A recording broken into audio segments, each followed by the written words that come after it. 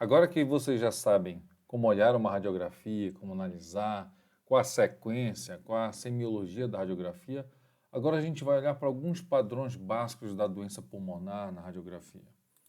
Quando eu falo de padrões básicos, eu penso naquilo que pode aumentar a opacidade pulmonar e naquilo que pode reduzir a opacidade pulmonar. Quando eu penso nas doenças que podem aumentar a opacidade pulmonar, deixar o pulmão mais branquinho, eu vou pensar em três situações. Nas doenças do espaço aéreo, que é a consolidação, que é o padrão acinar. Na atelectasia, que é quando o pulmão está murcho, ele não está insuflado, e aí tem várias causas. Ou na doença intersticial, na doença da estrutura do pulmão. Eu vou primeiro começar pela doença do espaço aéreo e que pode ser transformada na consolidação. Eu vou chamar essa doença do espaço aéreo em padrão acinar. Eu tenho que lembrar que o que é a doença do espaço aéreo? É o próprio nome está dizendo, é o espaço aéreo, são os alvéolos, os ácinos, possivelmente a via aérea de bronquiolar e bronquíolos, eles preenchidos por alguma substância. E aí essa é a grande sacada de entender a doença do espaço aéreo, que vai se representar na radiografia como uma opacidade acinar, que ela se coalescendo, se juntando, ela pode apagar as marcas vasculares, apagar os vasos, e a gente chamar isso de consolidação. A característica de imagem é que uma consolidação ou uma opacidade acinar, ela tem uma margem mal definida. A gente não consegue dizer onde ela começa, onde termina bem exatamente. Ela pode ter um bom broncograma aéreo, que é exatamente a via aérea pérvia, que vocês estão vendo, olha, é a representação de um brônquio, ainda não preenchido por secreção, mas o espaço aéreo adjacente está preenchido. Então o espaço aéreo vai ficar branco e o brônquio pode ficar preto dentro do espaço aéreo. O que está preenchendo isso? A gente tem uma tendência muito frequente de olhar para uma opacidade acinar e tacar a pneumonia. Ah, isso é pneumonia, isso é pneumonia. Depende. Toda vez que eu estiver em frente a uma doença do espaço aéreo, vai depender do contexto clínico. Pode ser sim um transudato, no caso de um edema pulmonar, pode ser um exudato, no caso de uma pneumonia, pode ser sangue, no caso de uma história de trauma, pode ser células neoplásicas, no caso do histórico de um paciente fumante, tabagista, de longa data, por exemplo, com emagrecimento, hemoptise, pode ser até corpo estranho, pacientes que às vezes podem aspirar óleo mineral, aqueles cuspidores de fogo em que ficam em sinais de trânsito, fazendo malabarismo com fogo, pode aspirar ali substâncias estranhas e pode gerar uma pneumonite química. E essas doenças elas podem tanto ser focal ou multifocal e podem ser difusas no parênquima pulmonar. No caso aqui, olha, eu estou vendo exatamente uma doença do espaço aéreo. Vocês estão vendo que aqui tudo bem, eu estou delimitando bem, porque ela está em contato com a fissura horizontal. Mas aqui eu não consigo definir onde começa, onde termina a doença. Eu vejo que é uma opacidade, ou seja, deixa o pulmão mais branquinho. Ela está apagando as marcas vasculares, eu não consigo ver vasos aqui por dentro desse branco, então posso dizer que isso aqui é uma consolidação. Agora, isso aqui é uma pneumonia? Não necessariamente, depende do que vai estar preenchendo esse espaço aéreo. No caso, na tomografia, a gente vai ser muito fácil de identificar a consolidação, a gente apaga as marcas, os desenhos vasculares, esse aqui é o parênquima pulmonar normal, o desenho, a gente vai ter aula de tomografia, mas já antecipando para vocês, isso aqui é o vaso, e aqui branquinho, aumento da opacidade, no caso aqui na tomografia a gente pode falar em densidade, e o broncograma aéreo, o brônquio pérvio, dentro de uma área preenchida por alguma substância aqui no parênquima pulmonar. Na radiografia, ela pode ser, essa consolidação pode ser focal, como nesse caso aqui, que está incluindo, obliterando o seio costofônico esquerdo, ou ela pode ser difusa ou multifocal, como nesse caso aqui, comprometendo várias áreas do pulmão. Como no caso aqui, né, a gente representa a tomografia em coronal também. Um caso de consolidação, em geral, ela não tem uma perda de volume. Você vê que o lobo pulmonar, aqui ó, no caso o lobo pulmonar superior direito, ele mantém o seu volume. Ele não tem uma perda de volume como vai acontecer na atelectasia. Isso é um grande aspecto radiológico que você tem que perceber para diferenciar e não confundir consolidação com atelectasia. Um caso aqui, por exemplo, de uma pneumonia por aspiração, o paciente aspirou uma substância química estranha e começou a gerar uma pneumonia. Então, você vê, são áreas de consolidação. Eu, claro, tendo acesso ao histórico do paciente, fecho esse diagnóstico. Mas eu, sem o histórico do paciente, entenda. Quando vocês olharem para a radiografia, entenda o que é que vocês estão vendo, qual é o padrão radiológico. O padrão radiológico aqui é uma opacidade acinar, significa um preenchimento do espaço aéreo. Em algumas áreas onde apagar as marcas vasculares, você pode chamar de consolidação. Nesse outro caso, uma broncopneumonia, de novo, isso aqui não é sinônimo de pneumonia, mas é uma opacidade acinar mal definida, em algumas áreas formando consolidação e a representação na tomografia confirmando o mesmo aspecto. Um caso de contusão pulmonar, onde tem sangramento no parênquima pulmonar, a gente também vai ver uma área aqui, olha, de opacidade acinar, então preenchimento do espaço aéreo provavelmente por material hemático e com a resolução após alguns dias, com tomada de medicação adequada para o histórico, você vê que é limpado completamente o pulmão. Já nesse caso onde a consolidação, ela, apesar de ser focal, ela é crônica, já tem muito tempo, é uma pneumonia por aspiração, em organização, uma BUP aqui, na tomografia também a gente vê, em algumas situações também aqui. Hoje em dia, a gente tem visto muito casos assim em Covid, né? Covid-19 tem se apresentado com esse aspecto mais periférico, uma opacidade acinar, bilateral. Um caso de consolidação do parênquima difuso, mas vocês veem que esse é um aspecto mais centralizado, que a gente chama em asa de borboleta ou em asa de morcego. Você vê que é polpado as bases, polpado os ápices e existe também um aumento da área cardíaca. Isso aqui é muito compatível com o edema de origem cardiogênica. Quando a gente vai agora para a atelectasia, vai existir um aumento da opacidade pulmonar, mas vai existir uma perda de volume, que não acontecia na opacidade acinar, que era o preenchimento do espaço aéreo. Lembrando que a atelectasia, o que é a atelectasia? É pulmão murcho, é o pulmão reduzido. E esse pulmão vai estar murcho ou porque ele pode estar as vias obstruídas, no caso de uma obstrução brônquica, pode ter uma atelectasia passiva, no caso de um pneumotórax, onde entrou ar e murchou o pulmão, compressiva, no caso dos derrames pleurais ou massa, que empurram o pulmão e não deixam ele expandir, adesiva, no caso de deficiência de surfactante, e cicatricial, no caso de fibrose.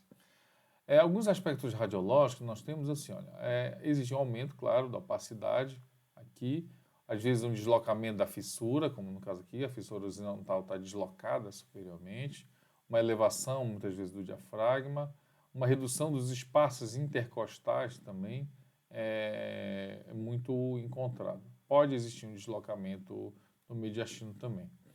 No caso, por exemplo, de uma atelectasia obstrutiva, que aí pode ser uma obstrução brônquica por células neoplásicas, por corpo estranho, por linfonodomegalia, a gente tem, por exemplo, aqui essa área com aumento da opacidade, bem delimitada, porque está deslocada a fissura horizontal. Isso aqui é um caso de atelectasia do lobo superior do pulmão direito. Nesse caso aqui, bem clássico, de atelectasia do lobo inferior esquerdo, que a gente chama o sinal dos quadros, sinal radiológico dos quadros, a gente vê realmente o pulmão, o lobo inferior atelectasiado, mas é bem clássico esse sinal descrito como sinal dos quadros, porque não estava vendo, agora está vendo aí. Um outro caso de atelectasia, e aí vocês estão vendo que aqui tem um sinal radiológico que a gente chama também do sinal do S de Golden, onde é deslocado superiormente a fissura horizontal, existe o aumento da opacidade do lobo superior e aqui provavelmente por alguma massa que obstrui ali as vias aéreas e aí a atelectasia vai acontecer respeitando o volume da massa, então vai formar o que a gente chama do S de Golden. Isso é questão de prova de residência muitas vezes. A atelectasia passiva, no caso do pneumotórax, você vê aqui, ó, um pulmão murcho, aumento da opacidade, mas por que está murcho? Porque aqui houve um pneumotórax extenso, ó, a gente não vê vascularização, e aqui o pulmão atelectasiado. No caso da doença intersticial, é a doença da estrutura do pulmão. São as paredes do pulmão, o piso, o chão, o teto. O que está doendo, não existe um preenchimento do espaço aéreo, é a estrutura que está doente. E para isso a gente tem que relembrar sempre a anatomia do lóbulo pulmonar secundário, onde eu vou ter exatamente essa estrutura do interstício axial, a estrutura do interstício centrolobular, o interstício interlobular, que é o que delimita um lóbulo pulmonar secundário, e o interstício intralobular, que nada mais é do que a parede dos ácidos e dos alvéolos. Então está aqui uma estrutura do lóbulo pulmonar secundário. A gente vai ter uma aula só sobre lóbulo pulmonar secundário nesse curso. E é mais só para revisar aqui, então a artéria em azul, porque ela não sofreu hematose, sendo a artéria centrolobular, vem por centro do lóbulo pulmonar secundário, acompanhado da via aérea, aqui o brônquio, chega ao bronquíolo, chega até os ácinos aqui, então toda essa estrutura de parede, além dessa parede em amarelo aqui, que é o septo interlobular, que separa os dois lóbulos, é interlobular, aqui é intralobular. Então, nesse padrão intersticial, é importante eu definir que o espaço aéreo não está preenchido, mas eu vou ver muitas linhas lisas ou irregulares, como estou vendo aqui, ó, várias linhas preenchidas que não são mais só os vasos, e sim existe um espessamento do interstício. Então eu vou dar esse aspecto como se fosse teia de aranha na visão do raio-x. Isso significa que existe uma doença intersticial. É muito comum a gente ver isso daí em casos de doença cardíaca, onde a gente vê um espessamento desses septos aqui, que a gente está representando de forma lisa também na tomografia, essas finas linhas, que é o que a gente chama das linhas B de Kelly. No normal a gente não vê essas linhas tocando a superfície pleural, e aqui a gente está olhando essas linhas brancas, aqui, ó, um aumento da opacidade linear no pulmão, que é as linhas B de Kelly, não patognomônica, mas muito presente em edemas pulmonares. A doença intersticial ela também pode ser de forma irregular, como nesse caso aqui, como no caso de uma linfangite carcinomatosa. Além de ser irregular, ela é um micronodular, vocês vão ver alguns micronódulos também. Às vezes o olho de vocês talvez não esteja treinado, na tomografia seja muito mais fácil. A gente vai ter uma aula só de tomografia para ver isso aqui. Mas o que eu quero que vocês gravem nesse momento é que o aspecto radiológico, vocês perceberem que o espaço aéreo ele não está preenchido. Existem os espaços pretinhos, umas bolinhas pretinhas, que são o espaço aéreo.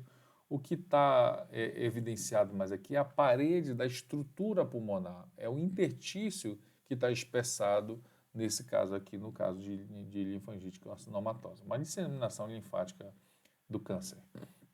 Um outro caso de um padrão reticular aqui do espessamento intersticial também, vocês veem, ó, dá esse aspecto de teia de aranha, como tivesse sujo o pulmão, porém não preenchido o espaço aéreo. Você não vê áreas de consolidação bem assim evidentes num parênquima pulmonar, muitas vezes até distorcido quando se tem fibrose pulmonar, como é nesse caso aqui, ó, você vê que tem fibrose pulmonar, a gente vai ver esse aspecto no caso da pneumonia intersticial usual, mas nas aulas de tomografia.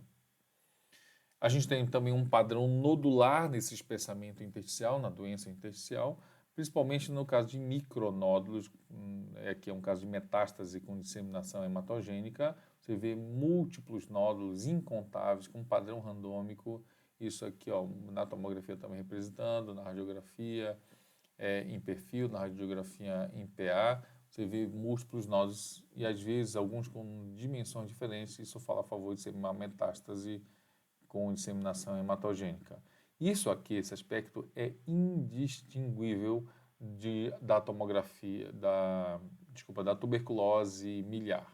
Nós temos aqui um caso exatamente para comparar, olha, tuberculose miliar, mais tênue, a silicose também, com esse aspecto micronodular, e a metástase hematogênica. Então, esses três diagnósticos vai depender muito do contexto clínico para poder elaborar uma hipótese diagnóstica e, quem sabe, evoluir na minha investigação solicitando uma tomografia para esse paciente.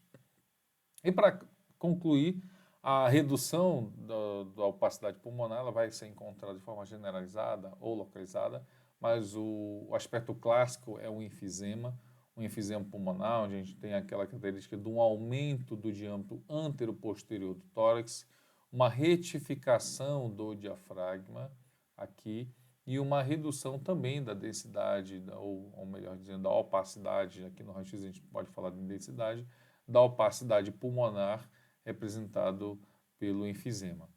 Esse aqui é um outro caso mais raro, mas pode às vezes a gente encontra uma atresia de vias aéreas, onde a gente tem aqui, olha, uma área mais com redução da opacidade pulmonar devido exatamente a essa atresia brônquica não levar o bronco aqui para o lobo superior do pulmão direito.